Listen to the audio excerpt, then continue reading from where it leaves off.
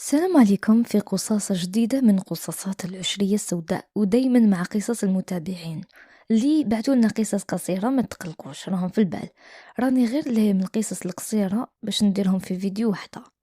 قبل ما نبداو نقول لكم ونعاود باللي قصصنا هذه مسموعة ومستحيل نلقى فيها صور ومشاهد، وهي قصص مسموعة تستاهل أنك تسمع وانت اللي تبني الديكور وحدك في خيالك وعقلك، وهنا راح تكون المتعة أكبر. يقول المتابع هذا باللي القصة اللي راح نحكيها لكم حقيقية، صارت في بلدية من بلديات ولاية تيبازا. كما كان في عمري 10 سنين. يقول كنا ساكنين في حوش قاوري كبير وواسع، عنده زوج دخلات. دخلة تاعنا حنا وكامل عمومي وكامل الدار، ودخلة واحدة أخرى فيها بورطاي يدخلوا منها طوموبيلات وصوالح الكبار، يعني مساحة كبيرة. كان عمي صغير عنده 3 ولاد، زوج بنات وطفل، وعمي واحد آخر عنده 5، وبابا 7. وكان خويا الكبير في عمره 16 سنة، كان هو الكبير في الدار. كان قريب البابا بزاف شغل صاحبه، وتعلم السياقة وهو في عمره 10 سنين. وكان بابا يتكل عليه في كلش، على باله واش خلى موراه. المهم الحوش هذا كان هو التالي في سكان الجهة الغربية، وكانوا الجيران في الجهة الشرقية. وكي تكون جاي تبدا بيهم تفوت عليهم، من بعد تلحق لينا احنا توالى كامل. وكانوا 5 كامل، وكل واحد يبعد على الاخر بواحد 300 متر على الاقل. وهادو هما السكان كامل بعد واحد 3 كيلومتر على فيلاج المدينة. بابا كانت عنده أرض ماشي بعيدة بزاف على الحوش، وكان يخدم طاكسيور. وكانت عنده هونداي قري يعاون بها روحو. واحد الخطرة هو جاي للدار مروح، تولاه باللي كاينة طونوبيل تبع فيه عندها مدة، وين يروح تبعه. حبس شرا قضيان اللي يسحقه وكمل الطريق تاعو باش يجي للدار. كي خرج من الطريق القودرون ودخل طريق البيست، خزر في الريتروفيزور لقى بلي ما كاش طونوبيل. قال الحمد لله راحوا. وهو يمشي لقى في طريقه تراكتور يحرت، فات عليه نورمال، وفجأة تولاه الضوء تعكس له في التروفيزور. وهنا تأكدوا فاق بلي مازالهم وراه يتبعوا فيه، وكانوا مطفين الضوء، واللي كشفهم الضوء تاع التراكتور عكس فيهم، وعرف باللي الحالة واعرة وربي يستر. المهم بابا كان إنسان فايق، وخادم الجيش في وقت ومدين جيش الاحتياطي 4 سنين، وكان مسلح وعنده الفيزي بومب. المهم كمل يسوق نورمال، بصح دار في الدورة اللي تدي لدار تاع عمي محمد الله يرحمه، وموراها تجي دارنا بعيدة بواحد 400 متر. وعمي محمد هذا كان عنده 7 رجال الله يبارك، الاخر فيهم عمره 16 سنة، والاخرين كامل فايتين 20 عام. بابا دار روحو داخل دار عمي وشعل الضو نورمال. كيما دار في الدورة مشى شوية، من بعد طفى الضو تاع طوموبيل وشد طريق واحدة أخرى مختصرة، ومشى على رجليه حتى وصل دارنا. كي وصل الدار حكالنا واش صرا معاه، وجبد سلاحه وشد بلاصة وبقى يستنى فيهم، بصح ما جاوش، وفاتت ليلة نورمال. كان عمي الحسين جارنا الله يرحمه ويوسع عليه ويرزقه الجنة ساكن قدامنا، وكانوا زوج ولادو متزوجين. بيناتنا حيط طويل وعالي، وكان ساكن في جهة الشمال، وكان قريب ليه شجرة الكاليتوس كبيرة. المهم دار كبيرة ساكن فيها هو وولادو، وعنده البنات بزاف على الولاد الله يبارك. وكان راعي تاع البقر، وعنده بزاف، وكان يبيع الحليب، ومعروف في المنطقة هذه. الغدوة من الضربة هذه بابا ما راحش يخدم، وراح الأرض تاعو، ولا من بعد يسمع الحكايات على القتيلة والسرقة والاغريسيون وسرقة الممتلكات. المهم الدعوة بدات تلهب. هنا بابا قرر باللي ما يزيدش يطلع يخدم ويبقى في الأرض تاعو مع ولادو، وزادت يما زقات عليه وحدراته. وبابا كان هو المسؤول تاع دار جدي اللي مات وخلاها صغير، وخلى عماتي وعمومي في رقبته. المهم واحد الخطرة كان عندي كلبة وكلب، جابوهم لي بابا، لقاهم في الطريق، ربيتهم وفرحت بيهم، ولاو اعز حاجه عندي، نصيد بيهم، نلعب معهم ونقضي معهم كل وقت. الكلبه لحقها وقت الولاده، راكم تعرفوا باش تضمن حياه ولادها لازم بلاصه مليحه، ولقاتها على بعد واحد 200 متر على الحوش، في واحد الواد صغير وموراه جنان تاع لانجاس. كنت كل يوم ندي لها الماكله والحليب. واحد الخطره كنت رايح ليها كالعاده، سمعتها تنبح نبيح ما راهوش نورمال، رحت نجري ليها، قربت اللي عندها مديت لها الماكله، ما حبش تاكل. كانوا من عوايدها ترحب بيا، بصح الخطره هذه لا بالعكس، كانت تخزر في اتجاه معين ومركز عليه. قلت بالك كاش ذيب ولا. فجاه سمعت تصفار بصوت خفيف وقريب ليا، تبعت جهة الصوت، شفت واحد الإنسان خشين ولابس حوايج كحولة ورافد سلع على ظهره ويخزر في جهة معينة. حتى خرجوا ليه 6 أشخاص واحد آخرين وكامل مسلحين وقاعدين يشوروا بصبعهم على جهة دارنا ومشاو في وسط الجنان. كي شفت أنا هذا الشيء رحت لدار نجري وصبت غير خويا الكبير كي العادة يعاير فيا ويتهدد عليا من القباحة والطيرة تاعي. المهم كي شاف فيا لقاه وجهي صفر وخايف، قال لي وش بيك؟ أنا هو يهدر وانا داخل الدار ونقول لهم راهم جايين. شدني وقال لي وش بيك؟ راني معاك. شكون؟ وش كاين؟ اهدر. بصح فينالمون كان عارف واش نقصد وشكون اللي جايين، خاطر قتلوا من قبل 7 مسلحين. قال لي وش من جهة؟ اهدر. مع العلم الحوش كانوا دايرين به الجنانات من كل جهة غير الجهة تاع الطريق شوية تقدر تشوف اللي جاي نورمال. المهم قلت له وين وش حال وكيفاش عاملين. دخلني للدار وعيط البابا ما لقاهش، لقى غير عمي الصغير. قالوا بالك راهو في الارض ونروحوا نعيطولو وانت قعد لهنا. خويا الكبير دخل لي ما قالها سلاح وين راه مخبيه. يما دخل عليها مشلوش وهي اصلا كان ضد الفكره يتعلم سلاح تاع بابا. تقول له خسرت طفل، حبس ملي يكون من الطبايع تاعك. خويا كيما بابا كان يموت على سلاح وتعلم صغير ويما ما تحبش تخليه يقرب ليه كامل. كان خويا عنده لاطاي الله يبارك وخشين روجي هكا راكم تعرفوا ماكله تاع صحاب الحواش البن والحليب تاع البقره والشعير يرجع كل عود. المهم فات على يما كان اللي ما راهيش واقفه وطلع فوق واحد الكرمه جايه في وسط المراح الكبير، ومنها طلع فوق واحد الشاطو تاع الماء تاني عالي وكبير من وقت فرنسا. وكان خويا يكيل فوق وبزاف فراشو وصوالحو كامل تم، وانا تلفت لي نتبعو ولا ندخل يما ونسع مومي يتجهروا ويغلقوا في البيبان والبنات يتباكاو. حتى شاف خويا بابا جاي بسرعه كبيره الطوموبيل هو وعمي والغبار يطاير. كي لحقوا هبطوا يجروا ودخلوا للفوق، وكانوا الجيران غير واحد برك في دار عمي الحسين كان يرعى وليدو يخدم. المهم خرجوا وكل شيء، بصح ما كانش اللي جا من الارهابيين وهاجم، يعني جات سلامات. من بعد بابا جمع الجيران وعمومي وقال لهم الحالة ما راهيش مليحة، لازم نتكاتفوا ونتفاهموا على العسة. كامل وافقوا على شروط بابا وخويا واحد مولاد عمي الحسين جارنا في الليل وعمومي وجارنا الاخر في النهار. من بعد 3 ايام بابا كالعاده فوق الشاطو تاع الماء، وانا وخويا في واحد البلاصه خادمها مقابله الدخله تاع الكوري تاعنا في كرموس نصارى، بلاصه قريبه وين يرمي بابا فضله تاع الكوري تاع البقري والغنم، يجيو ليها الطيور بانواعها يسرحوا ويلقطوا الحشرات والبذور المرميه. وانا اغتنمت الفرصه وخدمت مخبأ باش نكون قريب ليهم. قلت لخويا فكرة مليحة نقابل الكوري وبابا الفوق يشوف كامل الدار برا والداخل على عينه.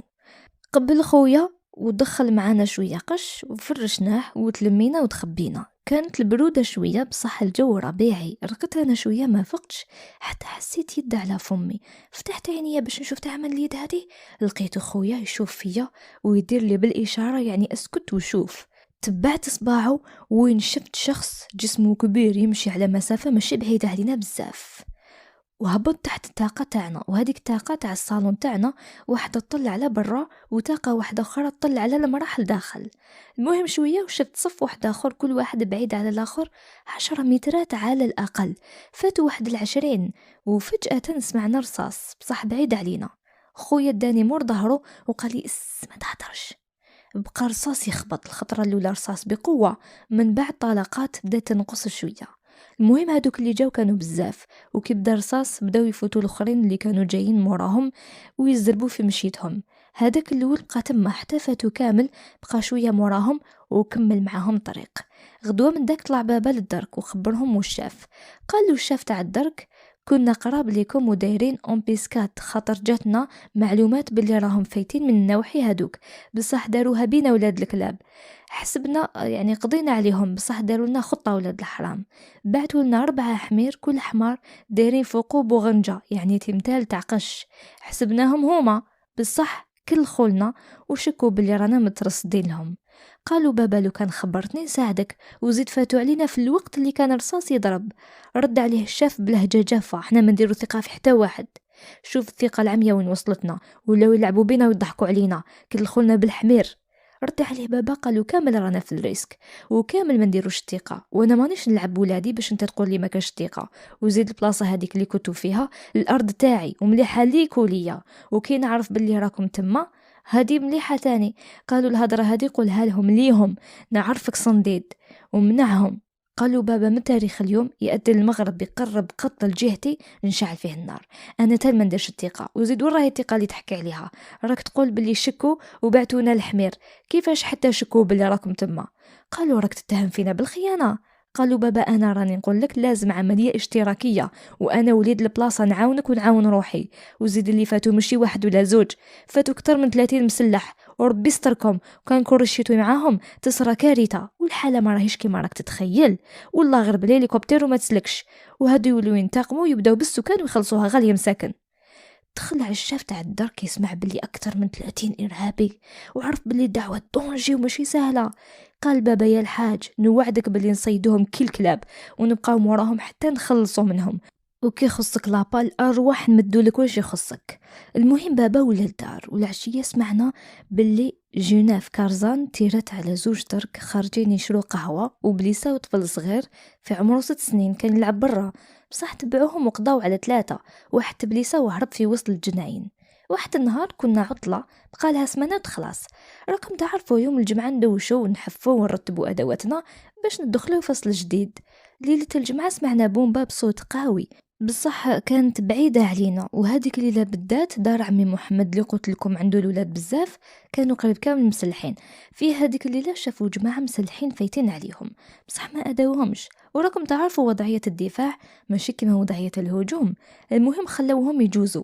بعد 10 دقائق تقريبا سمعوا صوت الدجاج يذبح بقوة وأصوات مرتفعة، عرفوا باللي راهم في الكوري حاشاكم ويعزكم، يعني تاع الجار. خاطر عمي الطاهر كان مربي الدجاج تاع الموس الابيض، وعمي طاهر تن كان مسلح بصح ما قدر يدير والو والظلمه. وزيد الكوري كان بعيد على دارو. بعدها جاو الدرك والجيش يشوفوا كش ما يلقاو اثار ولا حاجه، ومعاهم الحرس البلدي والدفاع الذاتي وبعض السكان. الجيش حبسنا كي كنا رايحين نقراو وما خلاوناش نفوتوا حتى يستخبروا ويأكدوا بلي ما كان والو. كانوا منتشرين في كل بلاصة، وفجأة طرقت بومبا قوية كانوا دارينها في الباب تاع الكوري، واستشهدوا زوج عسكر. واحد جارنا وليد عمي محمد الله يرحمه قطع طرف أشلاء توعو، يعني قريب وصلوا لعندنا، وطارت يد ورجل تاع رجل دفاع ذاتي وعين وليد عمي طاهر. وبداو ولاد عمي وبنات عمي يتباكاو. من بعد احنا رجعونا للدار وقالوا لنا ما كاش قرايه اليوم، خطر البومبا اللي سمعناها في الليل من قبل داروها في القنطرة اللي تربط بين مدخل البلدية الرئيسي والحواش، يعني كامل الحواش واللي جايين من البلدية لازم يجوز عليها. كان هو الكبير عمي محمد مسكين هبل على وليده، يلموا في الأشلاء بالقماش بالكتانة. بنت عمي مسكينة 3 أيام وهي تبكي وتعيط. وزيد الجار الأول وين قلت لكم في بداية القصة كما كانوا يتبعوا في بابا والتراكتور هذيك اللي كان تحرط إذا راكم شافين وكشفهم الضو تاعو، هذاك مولاه كان يخدم مع الجيش وما كاش اللي كان فايقلو. حتى جا نهار وفاقوا به الإرهابيين وقرروا ينتقموا منه شر الانتقام، بعد ما اغتصبوا بناته ومرته قدام عينيه وحرقوهم حيين. وهو داوه للموتور تاع الماء اللي يسقوا به، داروا له راسو في لاكروا ونوضوا الموتور وهو يعيط وهما يتلذذوا بالقتل تاعو. وما كفاهمش قطعوا راسو ونحاولوا عينيه وعلقوهم في القمجة تاعو وعلقوها في بلاكا تاع قف. والجثة تاعو أكرمكم الله فعلوا بها شيء مخل بالحياء وداولوا البية تاعو. بعد هاد الحوادث كامل قرر بابا يرحل في أقرب وقت. الحالة زادت شعلت والإرهاب داروا حالة، وزيد البلاصة اللي كنا فيها احنا مسمينها جبل الرحمة، ومن كثرة الفواكه والخضرة الوفيرة اللي فيها سمينا هكا. بابا قال العمومين نرحلوا، اللي عنده حاجة يبيعها ما تخلوا والو ونشوفوا بلاصة نخبوا فيها روحنا. وفي هذاك الوقت البقرة اللي كانت سوى 20 مليون تتباع بأقل. وزيد الجيران الآخرين كامل رحلوا من بعد ما صارت الحكاية تاع الكوري وتعمل تراكتور. بقينا غير حنا وعمي الحسين جارنا الله يرحمه. بابا باع كلش، طونوبيل هوندا و505 والمعيز والبقري. وقال عمي الحسين جارنا ما تروحش انت يا راجل يطيروا لك راسك. قالوا عمي الحسين جارنا يا الحاج ظهرت خواف وانا حطك زاعم وما تخافش. قالوا قعدنا تونسوا وهذا الشي غيمة وفايتة وتفوتها بلادنا كيما فوتت المحاين اللي فاتوا، وتروح وتخلي الخير هذا كامل. عمي حسين مسكين يهضر بثقة تامة مع السنطرة تاعو في كتافه والجسم مفتول يبان تاع محارب. ومع العلم في هذاك الوقت كان السن تاعو يفوت 70 سنة. الحوش تاعنا كان الله يبارك هايل، تاع القاوري في وسط المرج، وكان كاين بير في وسط الدار، كاين هول وشوميني وجاردان هكا دايرين بالدار، وكرما والكوري ايه زمان، وكانوا طيور من كل انواعها دايرين بينا، والخيرات الخضره والفاكهه. المهم عمي الحسين جارنا عرض على بابا باش يبيع له البقره والمواشي، رفض بابا وما حبش، خاطر بابا كان ضد فكره انه يبقى.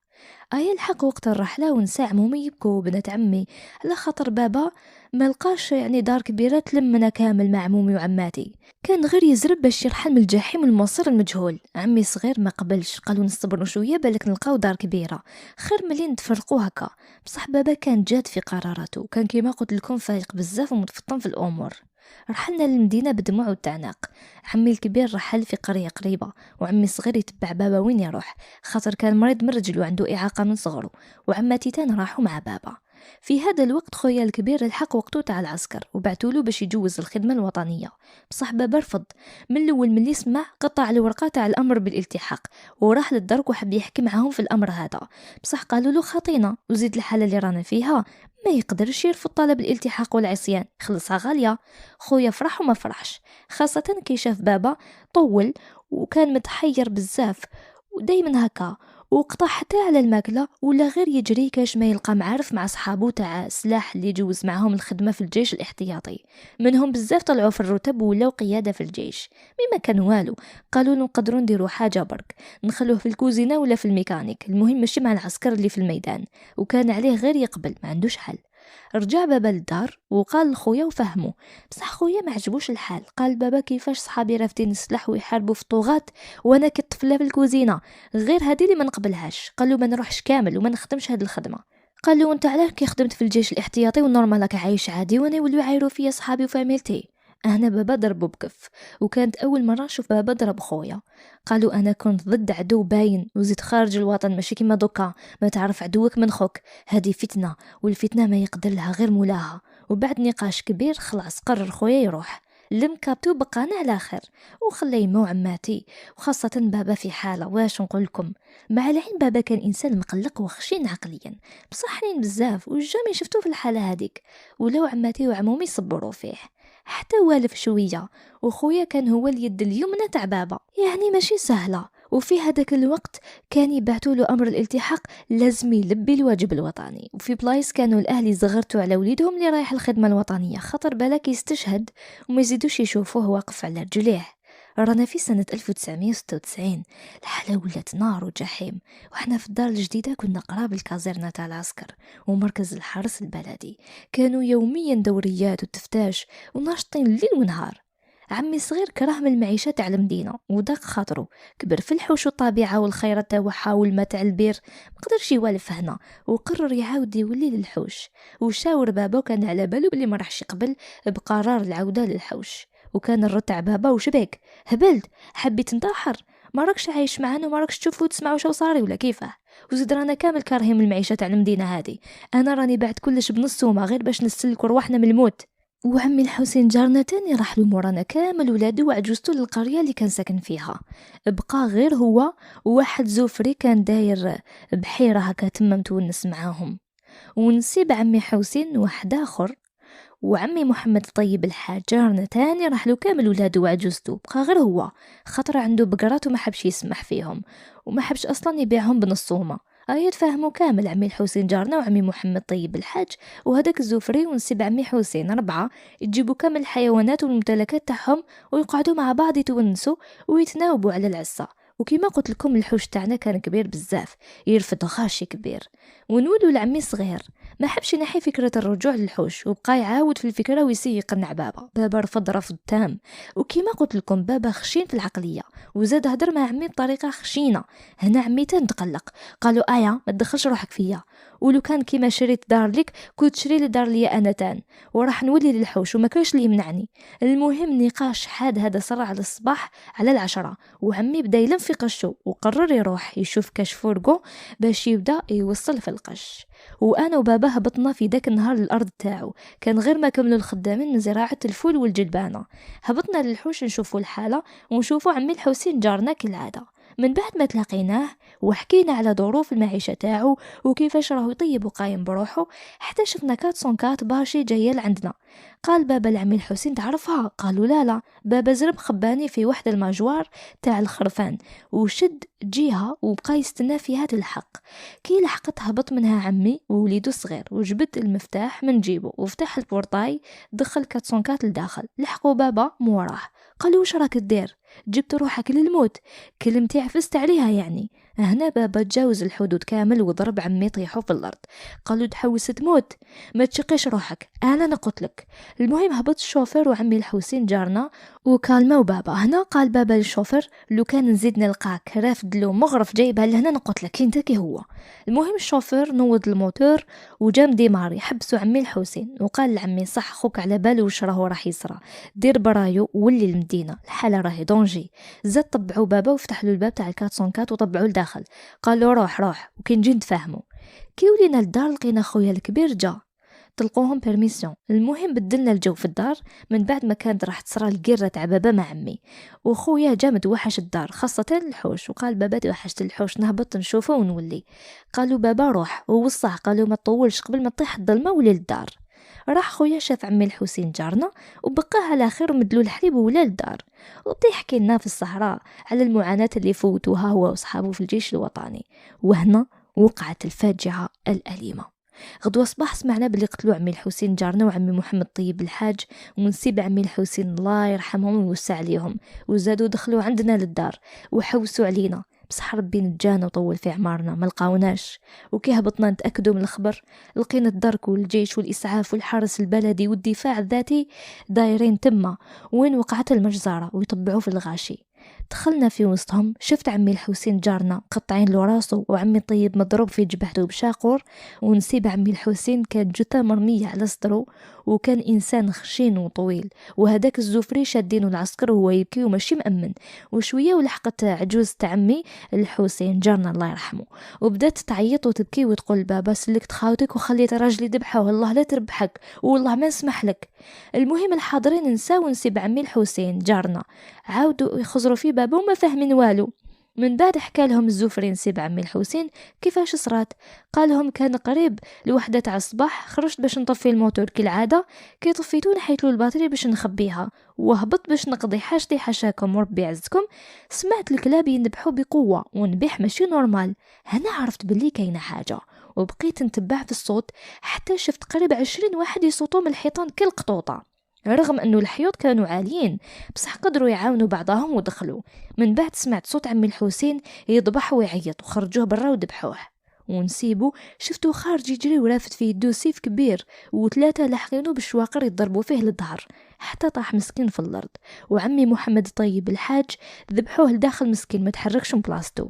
بصح نسيب عمي الحسين قاومهم وقاتلهم وقدر يبليسي منهم زوج خاطر شفتهم كيما خرجوا. من بعد ما تأكدوا بلي ما كان حتى واحد عند جارنا عمي حسين ودارنا. شفت واحد شاد شاش دايرو على راسه وواحد اخر رابط شاش في كتافه على صدره وظهره. وهنا عمي صغير طاح على ركبته يبكي كي يسمع القصة ويقول بابا اسمح لي يا الحاج. بابا يساعف فيه ويقول له نوض ربي يحفظك ويطول لك في عمرك. كانت هذه هي نهاية القصة اللي بعتها لنا خونا من طيبازة واللي نشكره بزاف على الجهد اللي داروا في القصة. هو يكتب التفاصيل الكبيرة والهامة اللي حكاها لنا.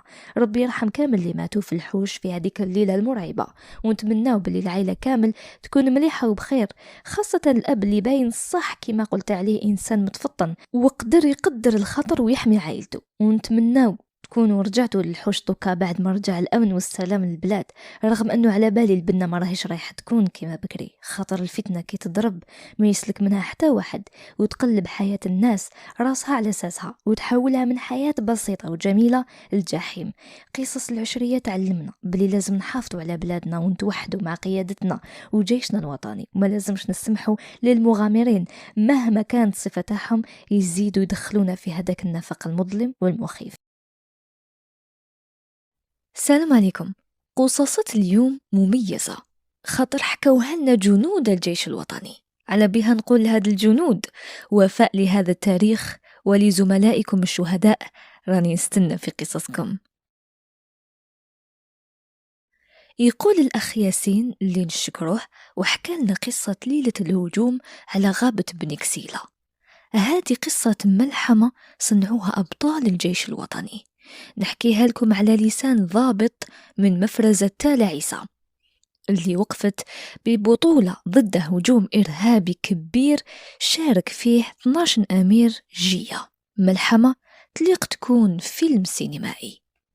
في يوم 14 جوان 1997 على الساعة 0 يعني 12 قد مجموعة إرهابية كبيرة مكونة من 300 إرهابي ويقودها 12 أمير تقوم بالهجوم على مفرزة للجيش الوطني في تال عيسى بجبال الشريعة في ولاية البوليدة.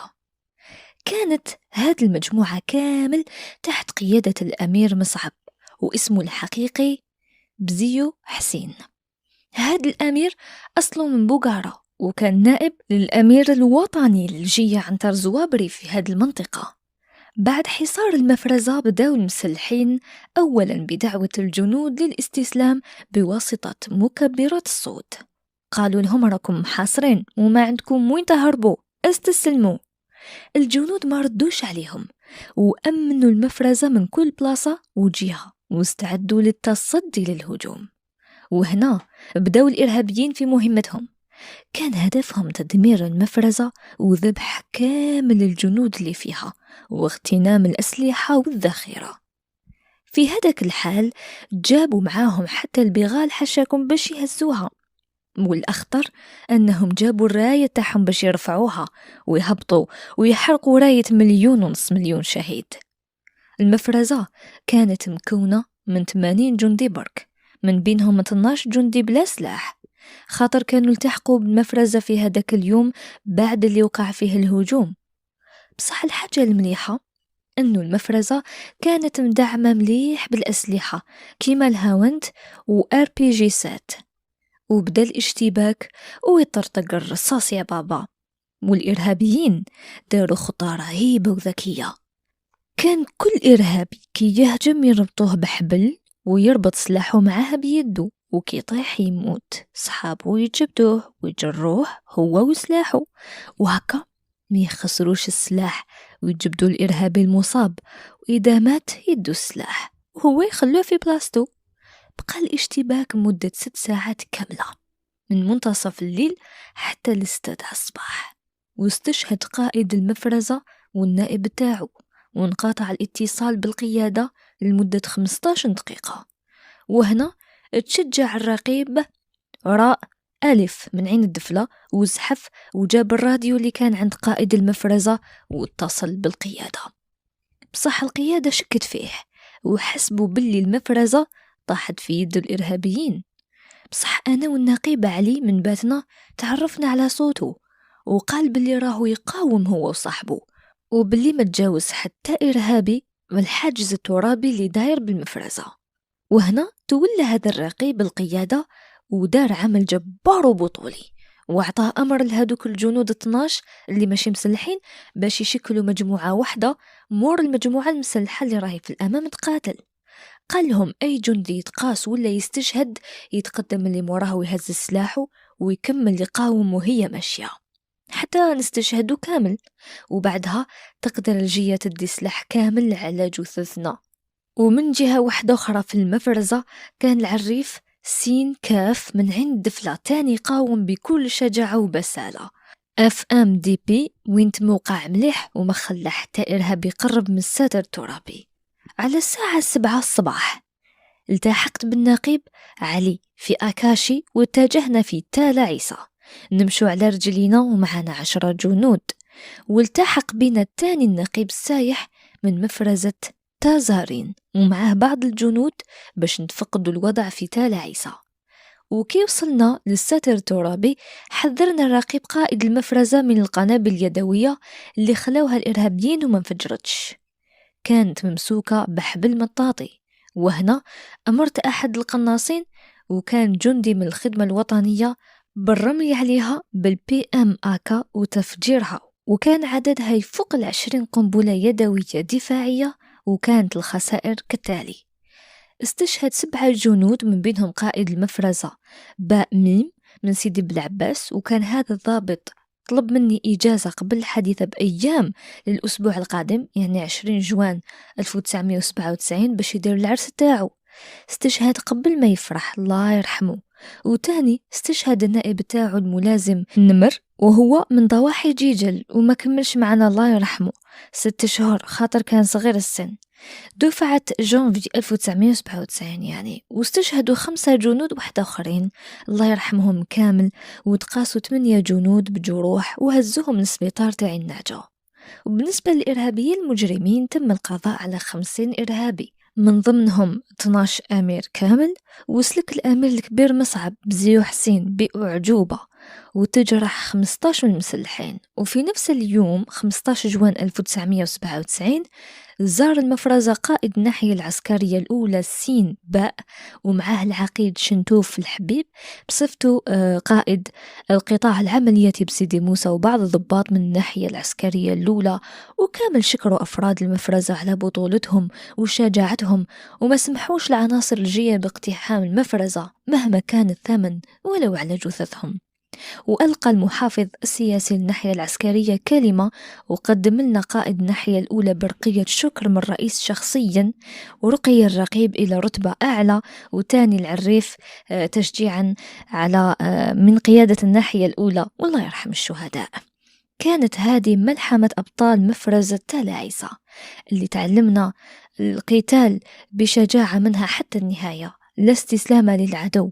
هي سيرة خالدة يكتبوها الأبطال في كل زمان ومكان، من الشيخ بوزيان فزعاتشا، البن مهيدي لعميروش، الشي جيفارا للقائد باء ميم للملازم النمر اليحيى سنوار، وهي ماشية حتى يرث الله الأرض ومن عليها. يقول تاني هاد المتابع الأخ حكيم: عندي 5 قصص نحكيها لكم. أنا من الشرق الجزائري، زدت في البيار في العاصمة، وعشت في القصبة حتى وصلت لسن 20 سنة. التحقت بالخدمة الوطنية كأي شاب جزائري لأداء الواجب الوطني. في شهر جانفي سنة 1993 كي كان البلوط سخون ويطرطق، بصح كيما يقولوا تجري الرياح بما لا تشتهي السفن. قبل ما نروح لأداء واجب الخدمة، جاء قرار من عند الجماعة الإرهابية باللي الشباب ما لازمش يروحوا لارمي، وكل واحد يخالف قرارهم راهو كافر ومساند للطغاة. بصح أنا وكيما كل الشباب الجزائري اللي يعرف معنى الدولة والالتزام أصريت باش نروح، والتحقت بصفوف الجيش كأي شاب متحمس. بصح الكارثة كانت أني بعد ما رحت حطوا الإرهابيين اسمي في القائمة السوداء، وبداو يحوسوا عليا وينصبوا لي. بصح لي توكل على الله ما تضروا حاجة. التحقت بمدرسة صف الجنود في صبرا ولاية تلمسان، وبعد 4 شهور من التدريب حولوني الكازيرنا ببلدية الخيثر ولاية البيض بكتيبة 102 للإمداد، وهنا كملت 18 شهر زائد 6 شهور. وهذه الزيادة زادوها لنا بسبة نقص التحاق الشباب بصفوف الجيش، خاطر كانوا خايفين من الإرهاب وتهديداتهم. واحد النهار في أواخر سنة 1994 في نهاية اليوم حبيت نخرج من الكازيرنا رايح للقهوة. كي وصلت البوست بوليس جاي مع الدخلة تاع الكازيرنا، وكان الضابط في رتبة ملازم أول ليوتنو، وهو كان مسؤول أسبوعي في غون سومان، وزيد تاني كان مسؤول في الفصيلة اللي أنا تابع ليها وهي سيكسيون كوموندون. وانا ماشي رايح الباب الخروج قاطعني الملازم الأول، قال لي ما تخرجش للشارع. أنا حسبته يقصر معايا، بصح هو كان على باله بواش صرا في خارج الكازيرنا، وبالضبط بمنطقة مصباح تابعة لولاية سعيدة. ومصباح تبعد على الخيثر ب25 كيلومتر، وتم دار الإرهاب في باراج ونصبوه بعد ما سمعوا على عبور شاحنة نصف قاطرة تابعة للجيش محملة بالرصاص الحي ورايحة الكازيرنا. وكانت فرقة الدرك الوطني التابعة لبلدية الخيثر رايحة الولاية السعيدة باش ترافق لسكورت الشاحنة. بصح للأسف فرقة الدرك الوطني تقتلوا كامل في الفبراج.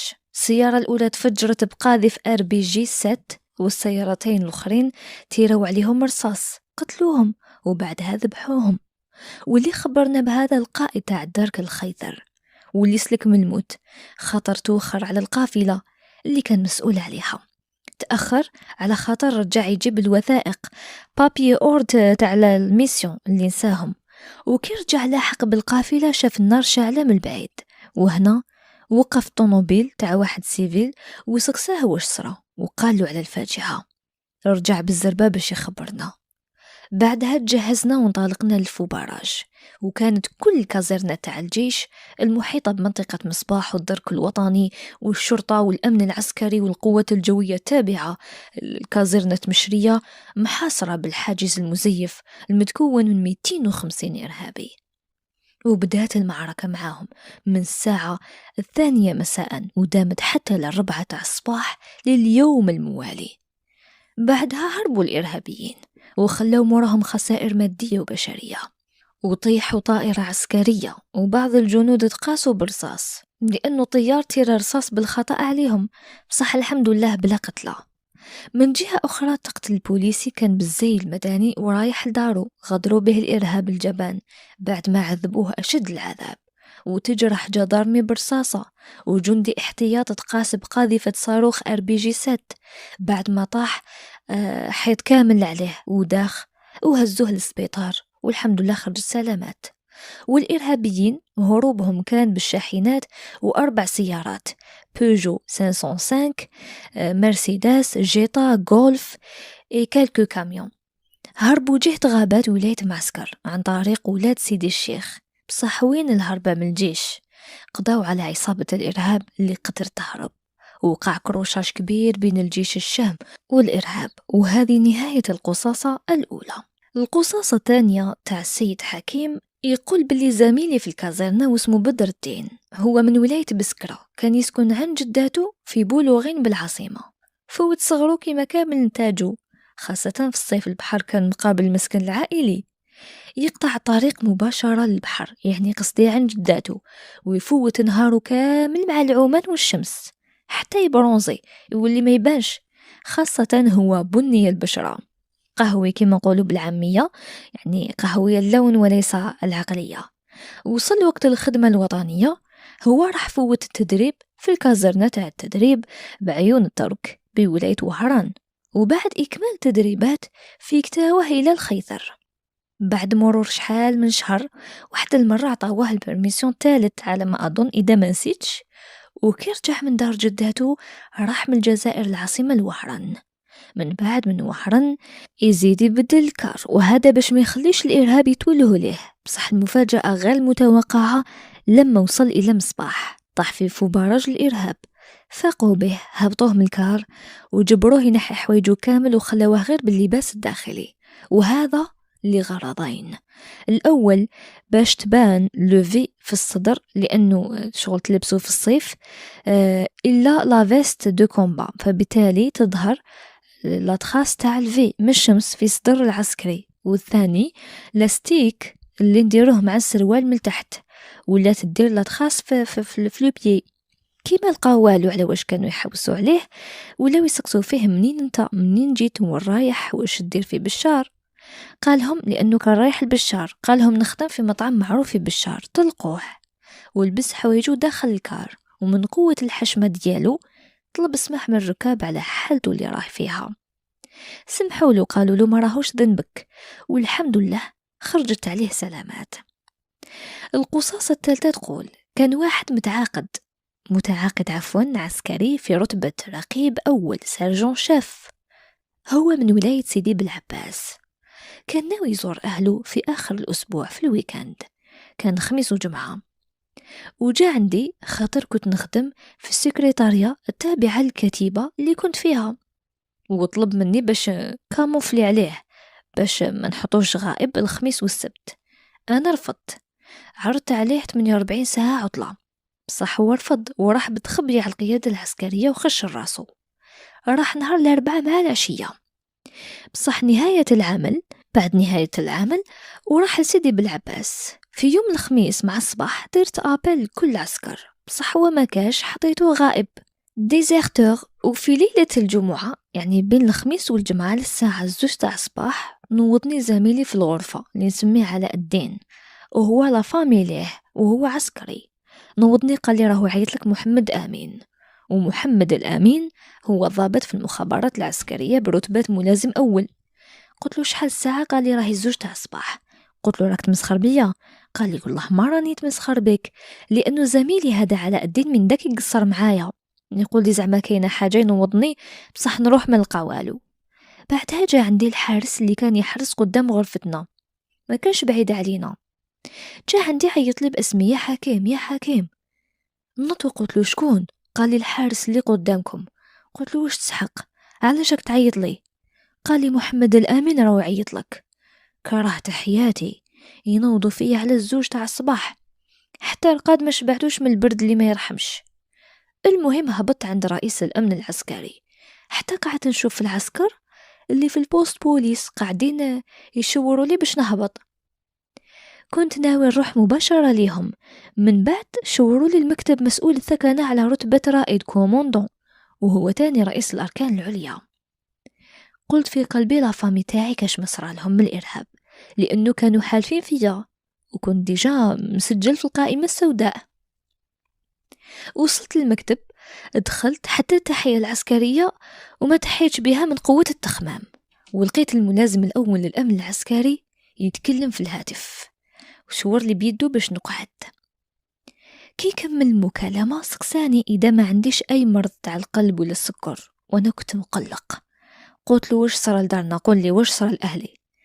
قال لي صبر، أهلك راهم خير مني ومنك، ما تقلقش. قال لي حبيت نسقسيك على الرقيب الأول كيفاش حطيته. قلت له اصبر عليا نتفكر. قال لي خذ راحتك. تفكرت، قلت له حطيته ديزيرتور. قال لي عندك السهر. قلت له علاه؟ قال لي سلامة راسك، الباقي غير الله.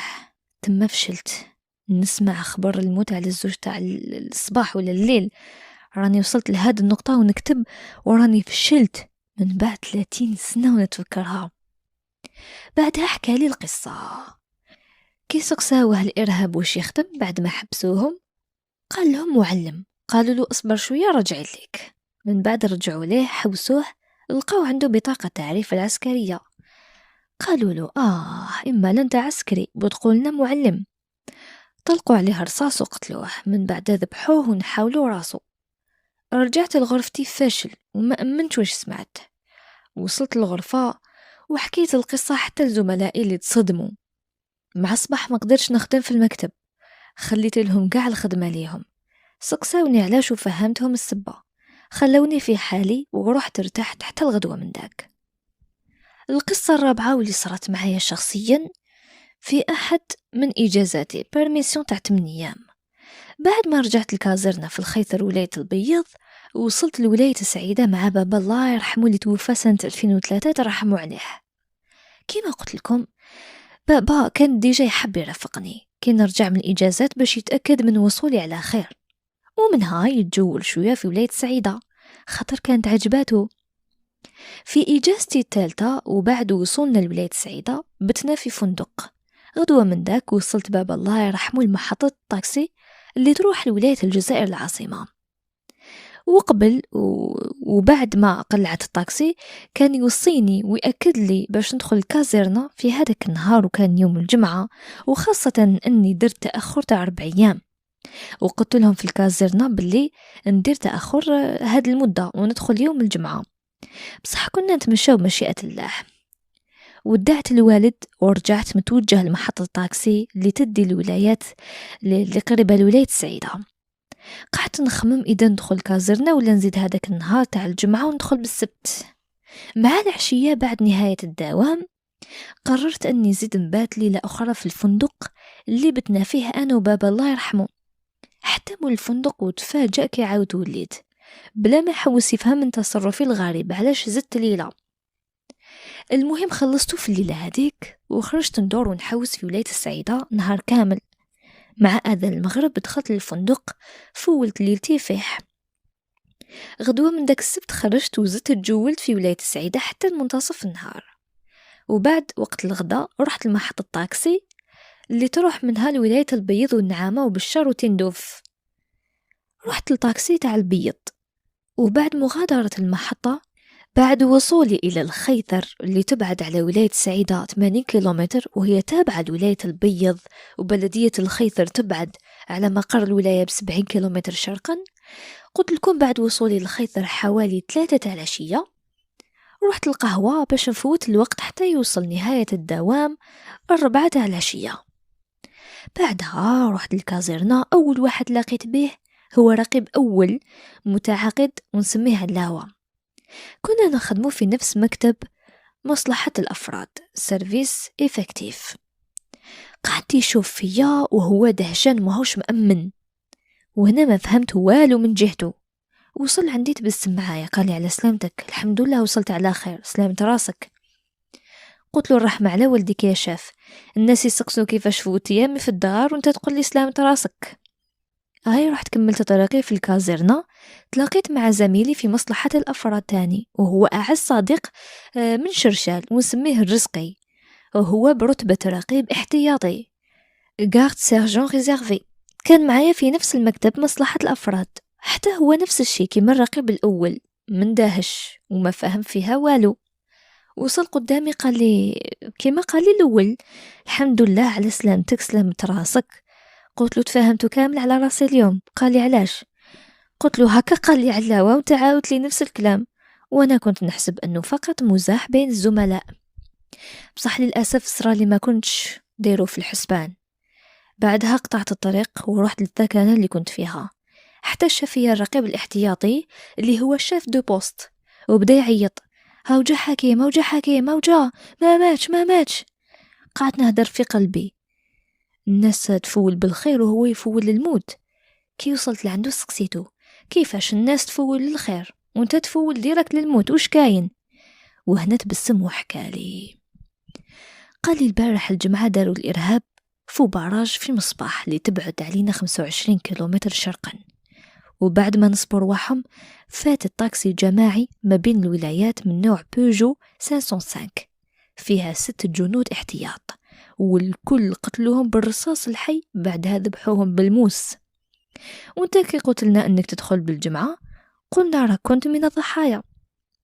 الحمد لله أني سلكت بقدرة ربي ودعاوي الوالدين من القتل بالرصاص والذبح من الإرهاب اللي داعي الإسلام.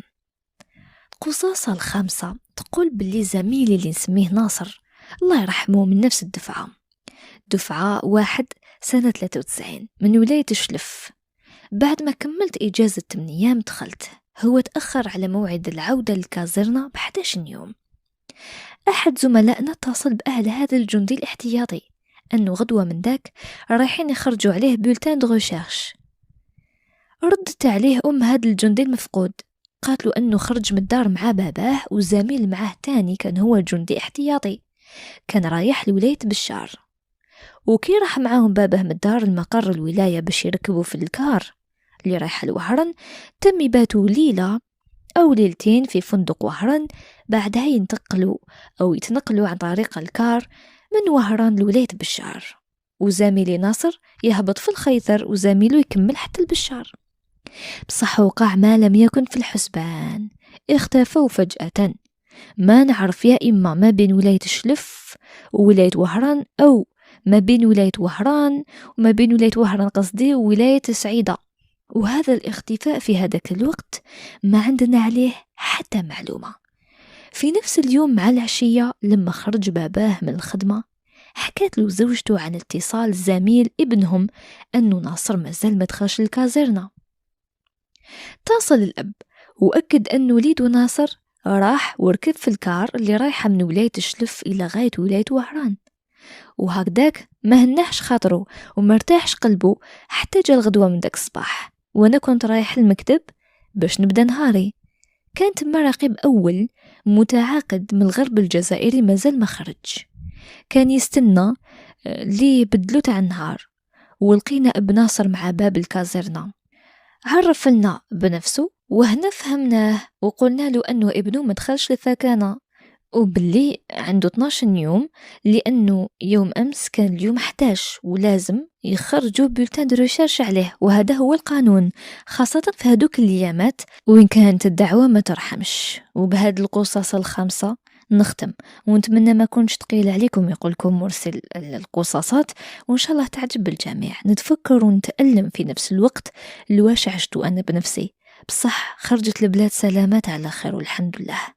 وبقصة الأخ حكيم دايما نقول ربي يحفظ وينصر جيشنا الوطني الشعبي، ومع السلامة في حكاية وقصة جديدة من قصص العشرية السوداء.